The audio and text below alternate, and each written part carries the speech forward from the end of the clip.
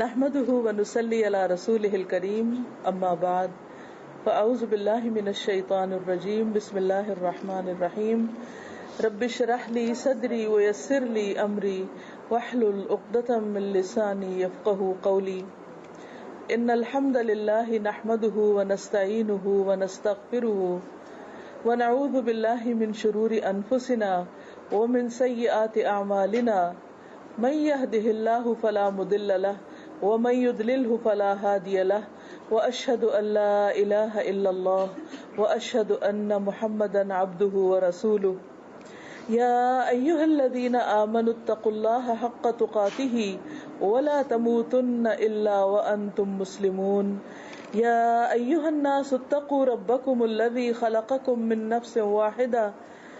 نفس واحدة وخلق منها زوجها وبث منهما رجالا كثيرا ونساء واتقوا الله الذي تساءلون به والأرحام إن الله كان عليكم رقيبا يا أيها الذين آمنوا اتقوا الله وقولوا قولا سديدا يصلح لكم أعمالكم ويغفر لكم ذنوبكم ومن يطع الله ورسوله فقد فاز فوزا عظيما. شکر اور تعریف اللہ تعالیٰ کے لیے ہے. ہم اسی سے مدد چاہتے ہیں اور اسی سے اپنے گناہوں کی معافی چاہتے ہیں، اور ہم اپنے نفس کی شرارتوں اور برائیوں کے مقابلے میں اپنے آپ کو اللہ کی پناہ میں دیتے ہیں. حقیقت یہ ہے کہ جس کو وہ سیدھے راستے پر چلائے اسے کوئی بھٹکا نہیں سکتا، اور جس کو وہ بھٹکا دے اسے کوئی سیدھے راستے پہ لا نہیں سکتا. اور میں گواہی دیتا ہوں کہ اللہ کے سوا کوئی عبادت کے لائق نہیں، اور میں گواہی دیتا ہوں کہ محمد صلی اللہ علیہ وسلم اللہ کے بندے اور اس کے رسول ہیں. اے ایمان والو، اللہ کا تقوی اختیار کرو اور مرتے دم تک اللہ کی اطاعت پہ قائم رہو. اے لوگو، اپنے رب کے غضب سے ڈرو جس نے تمہیں ایک جان سے پیدا کیا اور اسی سے اس کا جوڑا بنایا، اور اس سے بہت سے مرد اور عورتیں دنیا میں پھیلا دیے. اس پالنے والے کی ناراضگی سے ڈرنا جس کا واسطہ دے کر تم ایک دوسرے سے اپنے حق مانگتے ہو، اور رشتہ داروں کے حقوق کا لحاظ اور پاس رکھو. یقین جانو کہ اللہ تمہاری نگرانی کر رہا ہے. اے ایمان والو، اللہ سے ڈرتے رہو اور جچی تلی مضبوط بات زبان سے نکالو تو اللہ تمہارے گناہ معاف کر دے گا اور تمہارے اعمال کی اصلاح کر دے گا. اور جو لوگ اللہ اور اس کے رسول کی فرما برداری کریں گے وہ عظیم الشان کامیابی پائیں گے. معزز خواتین، اس وقت میں نے آپ کے سامنے خطبہ نکاح کی عبارت پڑھی ہے. اگرچہ یہ خطبہ جب نکاح ہوتا ہے اس وقت پڑھا جاتا ہے، لیکن عام طور پر جب خطبہ پڑھا جاتا ہے تو اس کا کوئی میننگ یا مفہوم نہیں بتایا جاتا، اس لیے پتہ نہیں چلتا کہ اس میں کیا کہا گیا ہے. اس کو بس ایک ریچول کے طور پر عام طور پر ادا کر دیا جاتا ہے. بات یہ کہ اللہ تعالیٰ نے ہم سب کو پیدا کیا ہے، اسی نے یہ ڈیسائیڈ کیا کہ مرد کیسا ہو، عورت کیسی ہو. وہ ہمارے مزاج سے بھی واقف ہے، وہ ہماری نفسیات سے بھی واقف ہے، وہ ہمارے اندر سے بھی واقف ہے، باطن سے بھی، ظاہر سے بھی، ہر چیز سے. اس کو ہماری ساری ضروریات بھی پتہ ہیں. تو چونکہ بنایا اس نے ہے، اس لیے اس نے جو گائیڈنس ہمیں دی ہے، جو رہنمائی اس نے ہمیں دی ہے، اگر ہم اس سے فائدہ اٹھائیں تو ہماری دنیا اور آخرت دونوں خوشحال ہو سکتے ہیں. خوشی اور خوشحالی صرف مال و دولت سے نہیں ہوتی. خوشی اور خوشحالی صرف دنیا میں کسی ناموری کی وجہ سے نہیں ہوتی. یہ چیزیں اگرچہ انسان کی خوشی میں اضافے کا سبب ہوتی ہیں، لیکن اصل خوشی وہ ہے جو دل کی خوشی ہوتی، جو دل کا اطمینان ہوتا ہے. اور دل کا اطمینان اسی وقت ہوتا ہے جب انسان انصاف کی زندگی گزارتا ہے، ایمان کے ساتھ زندگی گزارتا ہے، اپنے حق بھی پہچانتا ہے اور دوسروں کے حق بھی پہچانتا ہے. دوسروں کو وہی پسند کرتا ہے جو وہ اپنے لیے پسند کرتا ہے، اور اس میں وہ صرف اللہ کے نہیں بندوں کے حقوق بھی ادا کرتا ہے، اور صرف بندوں کے نہیں اپنے رب کے حقوق کو بھی پہچانتا ہے. اس لیے جب شادی ہوتی ہے تو ہمیں جس چیز کی یاد دہانی کرائی جاتی ہے وہ ہے کہ ان الحمدللہ، سب سے پہلے اللہ کی تعریف اور اللہ کا شکر کہ اس نے ہمیں سب نعمتیں دی اور اسی نے یہ خوشی کا موقع دکھایا. اب دیکھیں کہ بعض اوقات ہم کتنی بھی کوشش کریں اور رشتوں کے ہونے کے باوجود، لوگوں کے موجود ہونے کے باوجود دل کو کوئی بات لگتی نہیں، بات بنتی نہیں. لیکن یہ اللہ کا فیصلہ ہوتا ہے اور اس کا ایک وقت مقرر ہوتا ہے. اللہ تعالیٰ وہ چیز دکھا دیتا ہے اور دو خاندانوں کے اور دو افراد کے باہم ملاپ سے خوشی کا موقع آتا ہے. اس موقع پر انسان کو اللہ کا شکر ادا کرنا چاہیے، اور اللہ کا وعدہ ہے کہ اگر تم شکر گزار رہو گے تو میں تمہیں اور بھی نعمتیں دوں گا، آگے بھی نعمتیں دوں گا، اور اگر تم نے ناشکری کی تو نعمتوں کا دروازہ بند ہو جائے گا، اللہ تعالیٰ کی ناراضگی ہوگی۔ تو اس لیے مومن ہر خوشی کے موقع پہ جب بھی اس کو کچھ ملتا ہے تو سب سے پہلے وہ اللہ کا شکر ادا کرتا ہے کہ الحمدللہ اللہ نے مجھے یہ چیز عطا کی۔ تو ان الحمدللہ، قرآن کا آغاز بھی کہاں سے ہوتا ہے؟ الحمدللہ سے۔ اسی طرح نماز میں بھی ہم جب سورۃ فاتحہ پڑھتے ہیں تو الحمدللہ، یا اس سے پہلے سبحانک اللہ بھی اللہ کی تعریف کے کلمات ہوتے ہیں۔ اسی طرح کھانا کھاتے ہیں تو الحمدللہ، سو کے اٹھتے ہیں تو الحمدللہ۔ مومن کی ساری زندگی اللہ کا شکر ادا کرتے گزرتی، اور جو جتنا گریٹفل ہوتا ہے، جتنا اس کے اندر ایک شکر کے جذبات ہوتے ہیں، اس انسان کی زندگی اتنی ہی زیادہ پرسکون ہوتی۔ اس کے مقابلے میں جس انسان کے اندر ہر وقت کمپلینٹس ہوں، ہر چیز کے اوپر اس کو اعتراض ہو، ہر چیز کا وہ صرف منفی پہلو دیکھتا ہو، نیگیٹیوٹی ہو، تو انسان کے اندر ایک خاص قسم کی بے چینی ہوتی۔ ایسا انسان کہیں بھی چین سے نہیں رہ سکتا۔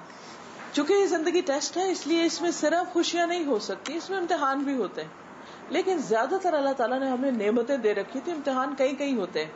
یہ نہیں ہوتا کہ ہم ہر وقت کسی ٹارچر میں اور کسی وقت سکھ کا سانس آئے۔ عموماً ایسا ہوتا ہے کہ زیادہ وقت ہم آرام سے ہوتے ہیں، کسی وقت کچھ تکلیف دہ صورتحال بھی پیش آئے، جیسے عام طور پر ہم صحت مند ہوتے ہیں، بیچ میں کوئی بیماری آ جاتی۔ اسی طرح ہمارے آپس کے تعلقات اچھے ہوتے ہیں، نارمل ہوتے ہیں، کسی وقت اونچ نیچ ہو جاتی ہے، کوئی ناراضگی ہو جاتی ہے، غصہ آ جاتا ہے۔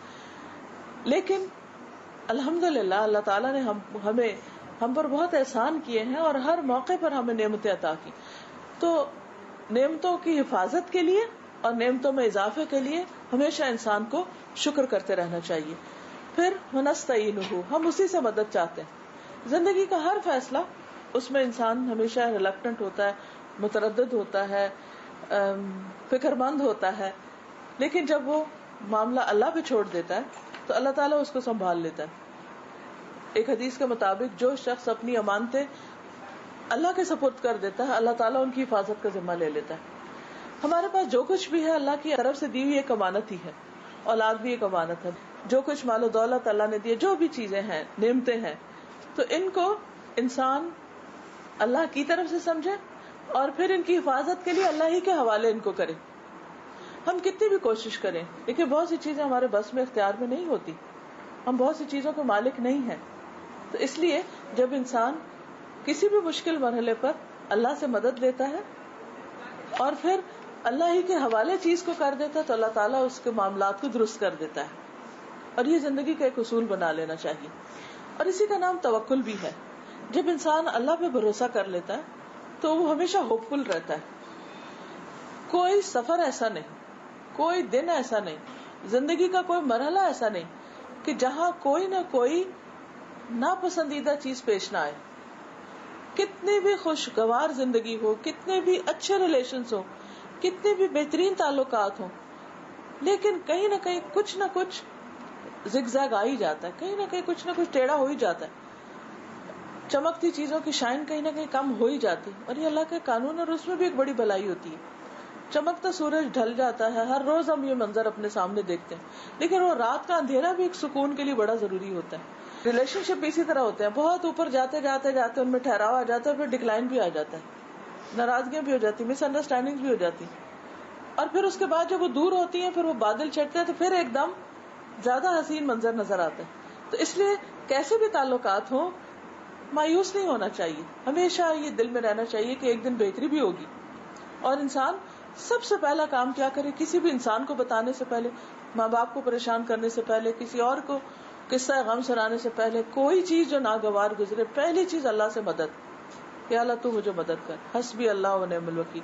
ابراہیم علیہ السلام کو مشہور سٹوری ہے، جب آگ میں پھینکا جا رہا تھا تو باپ بھی انہی میں شامل تھا، ماں باپ بہن بھائی ساری فیملی، سارے کے سارے لوگ جو تھے وہ سارے مل کے ہی پھینک رہے تھے ان کو، تو انہوں نے اس وقت اللہ کا سہارا لیا، کہا حسبی اللہ و نعم الوکیل، اور اللہ نے آگ کو ان کے لیے باغ بنا دیا۔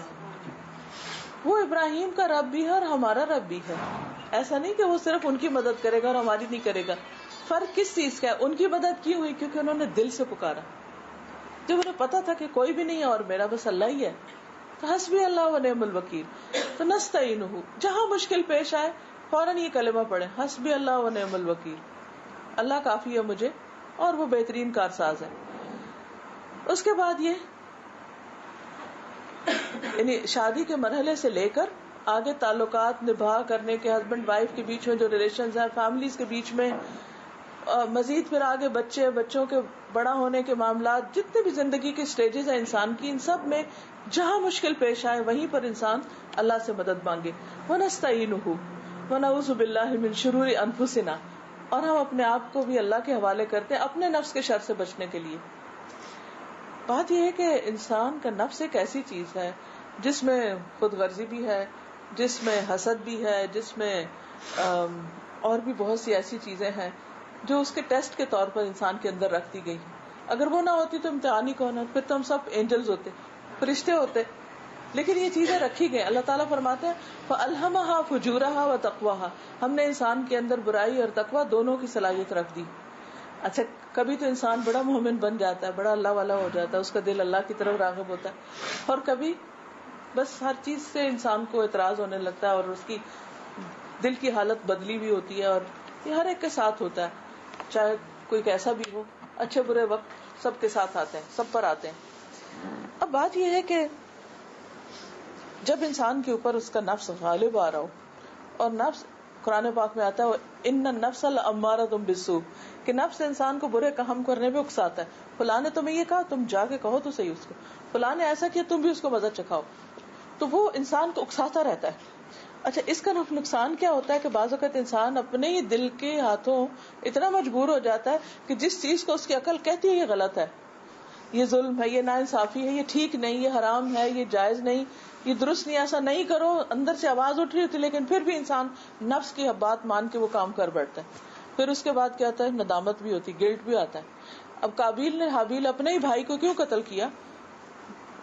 اس کے نفس نے اس کے لیے وہ چیز آسان کر دی. یوسف علیہ السلام کے بھائیوں نے جو ایک پیغمبر کی اولاد تھے, بھائی کو کیوں کنویں میں ڈال دیا؟ نفس کے ہاتھوں. سولت لکم انفسکم امرا, تمہارے نفس نے تمہارے یہ کام بڑا آسان کر دیا. وہ ایک کیفیت ہوتی ہے انسان کے اوپر, شیطان چڑھا ہوا ہوتا ہے جس وقت انسان وہ غلطی کر جاتا ہے, پھر بعد میں ریگریٹ کرتا ہے. اس سے کوئی بھی نہیں بچا ہوا. کوئی شخص اس وقت چیخنے چلانے لگتا ہے, کوئی کسی کو برا بھلا کہنے لگتا ہے, کوئی کسی کے بارے میں ایسی باتیں سوچ لیتا ہے جس کی کوئی حقیقت نہیں ہوتی. یہ سب ایک فیز ہوتا ہے, ایک ٹیمپرری کیفیت ہوتی ہے, اور یہ اس وقت اصل میں ہمیں آزمایا جا رہا ہوتا ہے کہ ہم کرتے کیا ہیں. تو وہ اپنے اندر ہی ایک جنگ چل رہی ہوتی ہے. کچھ لوگ ہیں وہ اپنے نفس کے گھوڑے کو قابو کر لیتے ہیں, اور کچھ کا وہ باغے توڑا کے نکل جاتا ہے. اب یہ ہے کہ یہاں پر اللہ تعالیٰ ہمیں ایک بہت زبردست نقطہ سکھا رہے ہیں کہ جب بھی زندگی میں کوئی مشکل پیش آئے تو یہ نہ دیکھو کہ قصور دوسرے کا ہی ہے, صرف اس میں ہم بھی کہیں نہ کہیں شریک ہیں. کہتے ہیں تالی دونوں ہاتھوں سے بجتی ہے. ٹھیک ہے, بعض اوقات ایک اوپر سے بجتی ہے اور وہ زیادہ اوپر والے حصے کا ہاتھ ہوتا ہے اور دوسرے کا کم ہوتا ہے, لیکن شور جب ہی ہوتا ہے جب دونوں ہاتھ ٹکراتے ہیں. انسانوں میں بھی ٹکراؤ ہوتے ہیں, جتنے بھی پیار کا رشتہ ہو, دوستوں میں, عزیزوں میں, رشتہ داروں, بس فرق یہ ہوتا ہے کہ جو خون کے رشتے ہوتے ہیں نا, وہ آپ یوں سمجھے جیسے گولڈ ہوتا ہے نا, اس کی طرح ہوتا ہے. لیکن جو سسرالی رشتے ہوتے ہیں یا دوستی کے رشتے ہوتے ہیں جو بنائے جاتے ہیں, وہ ہیرے کی طرح ہوتے ہیں. ہیرا بڑا قیمتی چیز ہے, لیکن فرق دونوں میں کیا ہے, ہیرا ٹوٹ جائے تو اس کی کوئی ویلیو نہیں رہتی, سونا ٹوٹ جائے تو اس کو پھر جوڑ لیا جاتا ہے. تو جو خون کے رشتے ہوتے ہیں نا, ان کے اندر ناچاکیاں, آپ بہن بہن سے لڑ بھی پڑے نا, وہ کچھ عرصے کے بعد پھر ایک ہو جائیں گی اور پھر گلے لگیں گی اور پھر برابر ہو جائے گی, معاف کر دیں گے ایک دوسرے. لیکن آپ نے دیکھو کہ بہت سی دوستیاں ٹوٹنے کے بعد پھر وہ والی بات نہیں رہتی. اسی طرح ہسبینڈ وائف کے رشتے میں بھی اگر ایسی کیفیت آ جائے تو اس سے بچنا چاہیے, احتیاط برتنی چاہیے کہ یہ نازک آئینہ جو ہے اس میں بال نہ آئے, اور ایک دوسرے سے درگزر اور ایک احتیاط اور ایک لمٹ کے اندر رہ کے انسان معاملہ کرے. اس لمٹ کو سیٹ کرنا بہت ضروری, اور وہ جب ہی ہو سکتا ہے کہ جب ہم اپنے نفس کو کنٹرول کر سکیں. بعض اوقات چھوٹی سی بات ہوتی ہے لیکن ہمارا ضرورت سے زائد ری ایکشن جو ہے نا, اس کو ایک بہت بڑا ہوا بنا دیتا ہے, اتنا بڑا بنا دیتا ہے کہ پھر وہ ہمارے بس سے باہر نکلنے لگتا ہے. جیسے گھوڑا سرکش ہو جاتا ہے نا, تو پھر اس کی باگیں کھینچ کھینچ کے بھی وہ کنٹرول میں نہیں رہتا. تو ایسے میں پھر کیا کریں, ہم اپنے دل کے ہاتھوں مجبور ہوتے ہیں. تو اس دل اللہ کے ہاتھ میں ہے, اللہ ہی سے مدد مانگنی چاہیے. اور انسان کو ہمیشہ صرف دوسرے کو بلیم نہیں کرنا چاہیے، اپنی غلطی کو بھی ہمیشہ سامنے رکھنا چاہیے اور اس کی اصلاح کرنی چاہیے. اور پھر فرمایا ومن سیئات اعمالنا، اپنے اعمال کی برائیوں کے شر سے ہم بچنے کے لیے اللہ کے حوالے اپنے آپ کو کرتے ہیں. اپنے اعمال کی برائیاں کیا ہوتی ہیں؟ اب دیکھیے کہ جو کچھ ہم بیج ڈالتے ہیں نا، اسی کے مطابق پودا نکلتا ہے. یہ نہیں ہو سکتا ہم جھوٹ بولیں اور اس سے ہمیں کوئی اچھا نتیجہ نکلے. وقتی طور پہ ہو سکتا ہے کہ آپ کسی مشکل سے بچ جائیں، لیکن جھوٹ جھوٹ ہی ہے. اسی طرح کوئی اور غلط چیزیں جو ہیں، یہ نہیں ہو سکتا کہ آپ کسی کو گالی دیں اور وہ آپ کو آگے سے آپ پہ پھول نچھاور کرے. جب انسان ایک غلط کام کرتا ہے تو اس کا نتیجہ غلط سامنے آتا ہے. اس نتیجے سے بچنے کے لیے انسان پھر اللہ کی مدد مانگے کہ ہم سے غلطی ہو گئی، اب تو اس کو مٹا دے، اس کو ختم کر دے، تاکہ ہماری یہ لائف بھی اور آئندہ زندگی بھی ڈسٹرب نہ ہو. اور پھر من یہدہ اللہ فلا مضل لہ، جس کو اللہ ہدایت دے اسے کوئی گمراہ نہیں کرتا، اور جس کو اللہ بھٹکا دے اسے کوئی. اب اس سے بعض لوگ سمجھتے ہیں کہ اچھا ٹھیک ہے، اگر اللہ ہی نہیں چاہتا تو ہمیں ہدایت نہیں ہو سکتی. یہ نہیں ہے اس کا مطلب. اللہ تعالیٰ کسی پہ ظلم نہیں کرتا کہ وہ کچھ لوگوں کے لیے کہے کہ ان کو تو میں نے ہدایت دینی ہی نہیں، اور کچھ کو کہے کہ ان کو تو میں نے بھٹکنے نہیں دینا. ایسی بات نہیں ہے. بات یہ ہے کہ اللہ تعالیٰ بندے کے ساتھ اس کے گمان کے مطابق معاملہ کرتا ہے. اگر ایک انسان اصلاح چاہتا ہے، اگر ایک انسان معاملات درست کرنا چاہتا ہے، بنا کے رکھنا چاہتا ہے، کسی ریلیشن شپ کو اچھا رکھنا چاہتا ہے، تو اس صورت میں اللہ تعالیٰ اس کے لیے رستہ نکال دیتا ہے اور وہ اسے اچیو کر لیتا ہے. اور اگر ایک انسان کے اپنے ہی اندر خرابی اور اس نے تہیہ کر لیا کہ میں نے تو یہ کرنا ہی نہیں، تو اب اللہ تعالیٰ کا یہ قانون نہیں کہ اس کو مجبور کرے کہ نہیں تم نہیں چاہتے تو تب بھی تم ضرور یہی کرو. ٹھیک ہے، اٹس یور چوائس.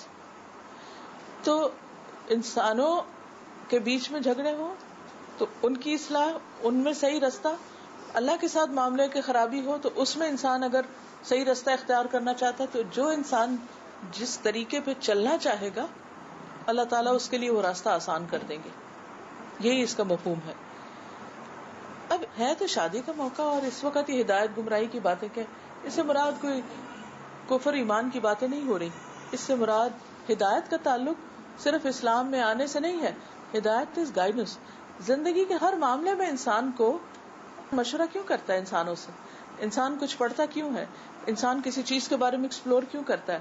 وہ اس لیے کرتا ہے کہ اس کو صحیح راستہ چاہیے ہوتا ہے. حتیٰ کہ آپ کو ایک چھوٹی سی چیز خریدنی ہے تو آپ سوچتے ہیں کہ اچھا میں یہاں جاؤں یا وہاں جاؤں، یہاں سے خریدوں یا وہاں سے خریدوں. آپ کو ایک ڈیسائیڈ کرنا ہوتا ہے. اب اس میں صحیح نتیجے تک پہنچنا، صحیح راستے تک پہنچنا، اس کے لیے جو ایفرٹ کرے گا وہ پہنچ جائے گا. تو ایفرٹ شرط ہے. اسی لیے آپ دیکھیں کہ دن کی ہر نماز کے اندر ہمیں اہدنا الصراط المستقیم، اہدنا الصراط، اللہ تو ہم کو سیدھا راستہ دکھا، سیدھا. یہ کیوں کہا گیا بار بار؟ اس سے مراد صرف دین کے اوپر چلنے کی بات نہیں ہے. اس سے مراد ہر معاملے میں ایسا طریقہ اختیار کرنا کہ جو ہمارے بینیفٹ میں ہو، جس میں انسان نقصان سے بچے، چاہے وہ دنیا کے چھوٹے چھوٹے کام کیوں نہ ہو یا کوئی بڑے کام کیوں نہ ہو. تو ہر معاملے میں انسان کے کام کا انحصار اس کی نیت پر ہوتا ہے، وہ خود کیا چاہتا ہے. اور یہ قاعدہ ہے کہ انسان جس چیز کی چاہت رکھے گا پھر کوشش کرے گا. جب کوشش کرے گا تو وہ وہاں تک پہنچ جائے گا. لیکن اگر انسان کوشش نہیں کرتا اور سستی کا مارا بیٹھا رہتا ہے اور صرف ایک ڈے ڈریمنگ کرتا رہتا ہے تو وہ چیز کافی نہیں ہوتی. پھر اس کے بعد اگلی چیز جو ہے وہ کلمہ شہادت ہے. اس وقت ایک طرح سے پھر ایمان کی تجدید ہوتی ہے اور انسان اس بات کو دوبارہ سے ریوائز کرتا ہے کہ میں اللہ کو اپنا معبود مانتا ہوں، محمد صلی اللہ علیہ وسلم کو اپنا رہنما مانتا ہوں. پھر یہاں پر 3 آیتیں اور 3 آیتوں میں 4 دفعہ تقوی کا حکم ہے. اے لوگوں اپنے رب سے ڈرو، اے انسانوں اپنے رب سے ڈرو. شادی کی خوشی کا انحصار جو ہے یا اچھے ریلیشن شپ کا جو کی پوائنٹ ہے وہ بندوں کا ڈر نہیں، اللہ کا ڈر ہے. جب تک انسان اللہ سے نہیں ڈرتا انسان پوری طرح انصاف نہیں کر سکتا دوسرے کے ساتھ، کیونکہ بہت ساری چیزیں انسان کی مرضی اور انسان کے نفس کے خلاف جاتی ہیں. اس وقت انسان عدل کی بات، انصاف کی بات، صحیح بات صرف اس وقت کر سکتا ہے جب وہ اللہ سے ڈرتا ہے. ورنہ تو کیا ہوتا ہے، شادی سے پہلے سے لے کے بعد میں بھی بہت سے معاملات میں غلط بیانی، جھوٹ، فراڈ، فریب، دھوکہ، جال سازی، یہ ساری چیزیں ہوتی ہیں. کیونکہ اللہ کا ڈر نہیں ہوتا تو انسان حقائق کو ٹویسٹ کرتا رہتا ہے. بعض اوقات فیملیز اپنا انٹروڈکشن کراتی ہیں تو وہ بالکل ہی غلط ہوتا ہے، حالانکہ وہ ہوتے نہیں جو وہ پیش کر رہے ہوتے ہیں. لڑکے یا لڑکی کے ایجوکیشن یا جاب یا ان چیزوں کے بارے میں بتایا جاتا ہے تو وہاں جھوٹ دھوکہ دیا جا رہا ہوتا ہے. کتنے ایسے کیسز آپ سنتے رہتے ہیں. کیوں ہوتا ہے یہ سب کچھ؟ کیونکہ اس وقت لوگوں کا ڈر ہوتا ہے، ان کو خوش کرنے کے لیے یا ان کی نظروں میں بڑے بننے کے لیے ایسی باتیں کی جاتی. اگر کسی کے دل میں اللہ کا ڈر ہو تو وہ جھوٹ نہیں بول سکتا، وہ کسی کو دھوکہ نہیں دے سکتا، وہ کسی کے ساتھ زیادتی نہیں کر سکتا، کیونکہ اس کو پتا ہے کہ اگر میں زیادتی کروں گا تو میرے اوپر بھی یہ چیز پلٹ کر آئے گی. اس وقت انسان وقتی طور پر چاہے اس کو شرمندگی بھی ہو تب بھی وہ اپنی حقیقت کو چھپاتا نہیں ہے، کیونکہ حقیقت تو ایک دن کھل کے ہی رہتی. اور آپ نے اکثر دیکھا ہوگا کہ جو شادیاں دھوکے کی بنیاد پر ہوتی ہیں، وہ شادی تو ایک ایسا ریلیشن شپ ہے جس میں سب کچھ ایک دوسرے کے سامنے آ جاتا ہے. کوئی بزنس پارٹنرشپ میں بھی آپ دیکھیں کہ اگر لوگ ایک دوسرے کو چیٹ کریں تو شاید ان کی چیٹنگ چھپی رہے، لیکن ہسبینڈ وائف کا تو ریلیشن شپ ایسا ہے کہ جس میں کچھ چھپ سکتا ہی نہیں. آپ کسی سے کیا چھپا سکتے ہیں؟ کون سے فیکٹس، کون سی عادات، کون سا پاس. اس لیے انسان کو ایسے معاملے میں صرف ہسبینڈ کو نہیں، صرف وائف کو نہیں، دونوں کو، اور صرف دونوں کو نہیں، دونوں خاندانوں کو سارے معاملات کرتے وقت اللہ کا خوف رکھنا چاہیے اور اللہ سے ڈر کر بات درست کرنی چاہیے. کیونکہ بعد میں بہت سے ریلیشن کیوں خراب ہوتے ہیں کہ جی شادی سے پہلے آپ نے یہ وعدہ کیا تھا، یہ کہا تھا، اور آج آپ وہ ساری باتیں مکر رہے ہیں، ان چیزوں سے پیچھے ہٹ رہے ہیں، تو وہاں سے پھر ٹرسٹ ختم ہوتا ہے. ہاں ایک اور بات یہ یاد رکھیے کہ سب سے خوبصورت ریلیشن شپ وہ ہوتا ہے جس میں ٹرسٹ ہوتا ہے آپس میں. یعنی اگر کوئی یہ پوچھے کہ اچھے ریلیشن شپ کا ون ورڈ میں کوئی بتائے کہ وہ کس چیز پر بیس کرتا ہے تو وہ اللہ کے تقوی کے بعد ٹرسٹ ہے. جہاں اور ٹرسٹ سچائی کے اوپر، ٹرسٹ کا مطلب ہے ایک دوسرے پہ اعتماد کرنا، اور اعتماد اسی پہ ہو سکتا ہے جو سچا ہوگا. اگر کوئی جھوٹ بولے تو وہ اعتماد نہیں رہ سکتا، ٹرسٹ نہیں رہ سکتا. تو ہسبینڈ وائف کے، خصوصاً ہسبینڈ وائف کے ریلیشن شپ میں ایک دوسرے پر اعتماد کرنا، یہاں سے خوشیوں کا آغاز ہوتا ہے. بے وجہ شک نہیں کرنا چاہیے. اچھا مثلا شوہر سوچے میری بیوی نے ضرور کوئی ایسا کام کیا ہوگا، اور بیوی سوچے کہ ہاں میرا شوہر ضرور فلاں جگہ گیا ہوگا، اور اس طرح کی جو چیزیں ہوتی ہیں. اور شیطان جو ہے وہ ہر وقت ذہن میں کوئی نہ کوئی منفی خیال ڈالتا ہے. شوہر کے دل میں آ کے بیوی کے خلاف بات ڈالے گا، بیوی کے دل میں آ کے شوہر کے خلاف ڈالے گا، بیوی کے لڑکی کے پیرنٹس کے دل میں اس کے سسرال کے خلاف ڈالے گا، سسرال کے دل میں اس کے لڑکی کے ماں باپ کے بارے میں ڈالے گا، اور اس طرح بدگمانیوں کے ذریعے ریلیشن شپ خراب کرے گا. اس سے بہت بچنے کی ضرورت ہے، اور چھوٹی چھوٹی چیزوں کو امپورٹنس نہیں دینی چاہیے. اور اگر انسان جب بھی کوئی ایسی چیز ہو کہ مثلاً کوئی آپ کی ایکسپیکٹیشن پہ پورا نہیں اترا، تو اس موقع پر بھی اگر آپ بینیفٹ آف ڈاؤٹ سے کام لیں اور دوسرے کو مارجن دے دیں اور اس کی اچھائیوں پر اس سے غور کرنا شروع کر دیں کہ اس کے اندر اتنی اچھی باتیں بھی تو ہیں، اس نے فلاں موقع پر میری کتنی کیئر بھی تو کی. ویسے بعض اوقات ایسا تھا نا، اگر بیوی تھکی ہوئی اور ہسبینڈ کہتی ہے ایک گلاس پانی کا مجھے دے دیں، تو کہتے میں نہیں لا سکتا، بس یہی سے کام خراب. اس وقت انسان یہ سوچے کہ اس کو تو میری پرواہ نہیں، اور میں تو اس گھر میں رہ ہی نہیں رہی، کیونکہ جہاں محبت نہیں وہاں پھر رہنے کا کیا فائدہ.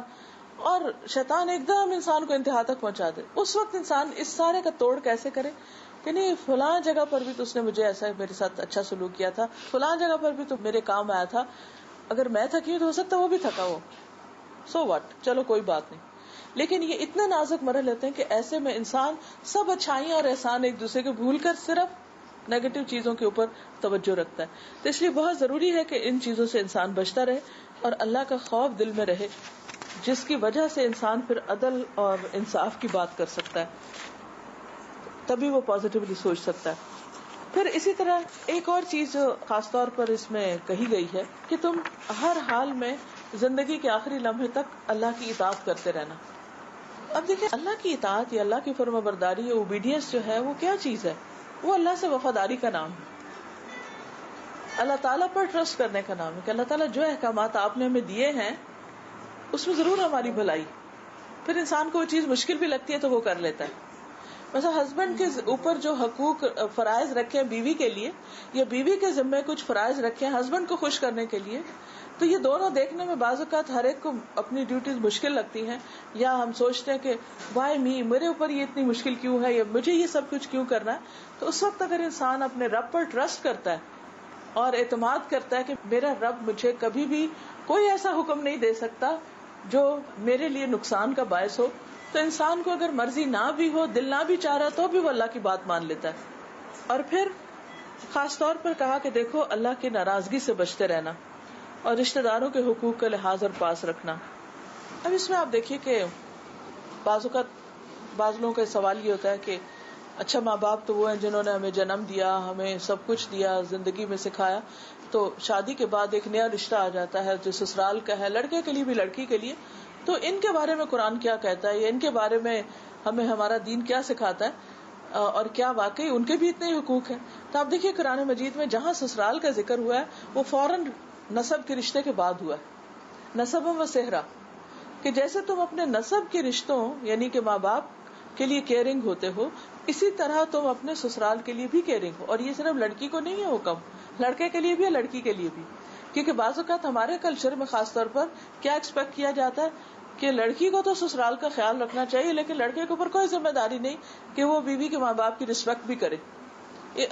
موسٹلی ہمیں دوسرے کلچر سے یہ چیز ہمارے یہاں آ گئی ہے کہ جس کی وجہ سے ایک طرف کا حق زیادہ سمجھا جاتا ہے اور دوسری طرف کے حقوق کو ایک طرف ختم کر دیا جاتا ہے, جبکہ اللہ تعالیٰ نے اس میں کوئی ڈسکریمنیشن نہیں کی. قرآن اور سنت سے کہیں کوئی ڈسکریمنیشن نہیں, بلکہ حضرت اسما جو ہیں ان کی والدہ مسلمان نہیں تھی, تو وہ مکہ سے مدینہ آئی بیٹی کے پاس ملنے کے لیے. وہ شادی شدہ تھی, اپنے گھر میں تھی, کہنے لگی یا رسول اللہ صلی اللہ علیہ وسلم میری والدہ آئی اور وہ مسلم نہیں ہے, تو کیا میں اس کے ساتھ اچھا سلوک کروں, وہ جو مجھ سے مانگ رہی ہیں یا جو کچھ مجھ سے چاہتی ہیں میں ان کو دوں؟ تو آپ نے فرمایا بالکل سلی امہ کی, اپنی ماں کا خیال رکھو, اپنی ماں کے ساتھ یعنی ان کے حق کا خیال کرو. پیرنٹس چاہے مسلم بھی نہ ہو, پیرنٹس ہیں, چاہے اپنے چاہے شوہر کے یا وائف کے, وہ ریسپیکٹیبل ہیں, قابل احترام ہیں. بعض اوقات میاں بیوی میں لڑائی ہوتی ہے, گالیاں ان کو پڑ رہی ہوتی, کس کی بیٹی ہو, کس کا بیٹے ہو, کس نے پالا تمہیں, کس نے خیال رکھ, بھائی ان کو کیوں بیچ میں گھسیٹ لیا, ان کا کیا؟ کون ماں باپ اپنے اولاد کی غلط تربیت کرنا چاہتے ہیں؟ ہم نے جتنی بھی غلطیاں کی ہوتی ہیں ہم نہیں چاہتے کبھی کہ ہماری اولاد وہ ریپیٹ کرے, لیکن پھر ہر انسان انڈیپینڈنٹ ہے. ہم بچوں کو جنم تو دیتے ہیں لیکن وہ ہمارے غلام تھوڑی ہوتے ہیں کہ جیسے ہم چاہیں وہ بالکل ویسے ہی کریں. وہ خود ایک انڈیپینڈنٹ انڈیویجول ہیں اور وہ اپنی مرضی سے ایک زندگی بسر کرنا چاہتے ہیں. ایک حد تک ہماری بات ان تک جا سکتی, تو اس سے آگے ان کی اپنی مرضی ہے. اس لیے اگر بچے کو غلطی کریں تو اس میں ساتھ پیرنٹس کو یا خاندان کو یا نسلوں کو نہیں رگیت لینا چاہیے. پھر اس میں آخری آیت جو ہے اس میں خاص طور پر اللہ تعالیٰ فرماتے ہیں کہ تم سیدھی بات کیا کرو, قولوا قولا سدیدا, اسٹریٹ فارورڈ, یصلح لکم اعمالکم, تو تمہارے اعمال بھی صحیح ہو جائیں گے. کیونکہ سوچ سے بات سے کام, سوچ اگر نیت خراب ہے نا تو باتوں میں بھی منافقت آ جائے گی, اور جب باتوں میں منافقت آئے گی تو بہت دکھاوا اور دھوکہ بازی آ جائے گی.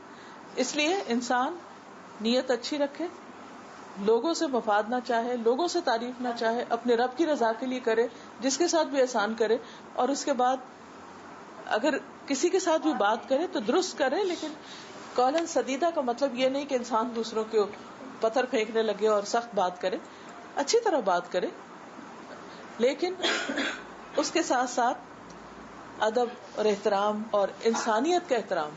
کیونکہ یہاں پر ایمان والوں کے علاوہ ایک آیت میں ساری انسانیت کو خطاب کیا گیا کہ ہر انسان اللہ کا پیدا کیا ہوا اور قابل احترام ہے. اللہ نے بنی آدم کو عزت بخشی. انسانوں کے لیے بھی ضروری ہے کہ وہ ایک دوسرے کو عزت دیں, احترام دیں, ایک دوسرے کے ساتھ معاملہ اچھا رکھیں. اسی سے ہماری دنیا بھی خوشیوں سے مالا مال ہوتی ہے اور اسی سے آخرت کی. تو اللہ تعالیٰ ہمیں عمل کی توفیق عطا فرمائے. آخر دعوانا الحمدللہ رب العالمین. سبحان اللہ والحمد للہ ولا الہ الا اللہ واللہ اکبر ولا حول ولا قوة الا باللہ العلی العظیم.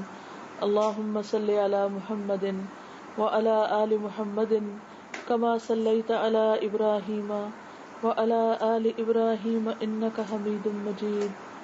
اللہم بارک علی محمد وعلی آل محمد کما بارکت علی ابراہیم وعلی آل ابراہیم انک حمید مجید.